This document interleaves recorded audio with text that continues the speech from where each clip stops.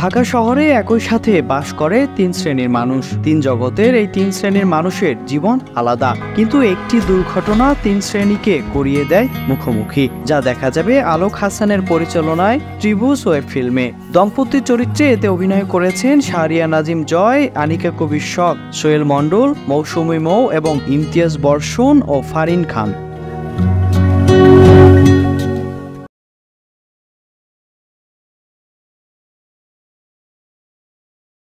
এ বিষয়ে পরিচালক আলোক হাসান বলেন, একটি দুর্ঘটনাকে ঘিরে সমাজের তিন স্তরের তিন দম্পতির নীতি, আদর্শ, নৈতিকতার মনস্তাত্ত্বিক ভেদাভেদের গল্প এটি। ওটিটি প্ল্যাটফর্মগুলোতে সোশ্যাল ড্রামা বেসড স্টোরি খুব একটা দেখা যায় না। থ্রিলার, মার্ডার মিস্ট্রি, রোমান্টিক ফিল্মের ভিড়ে আমাদের গল্পটি সবার ভালো লাগবে।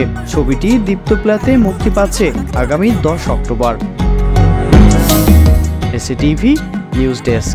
পরিবারের সন্তান আর কিছু থাক না থাক, অন্তত মান সম্মান তো আছে।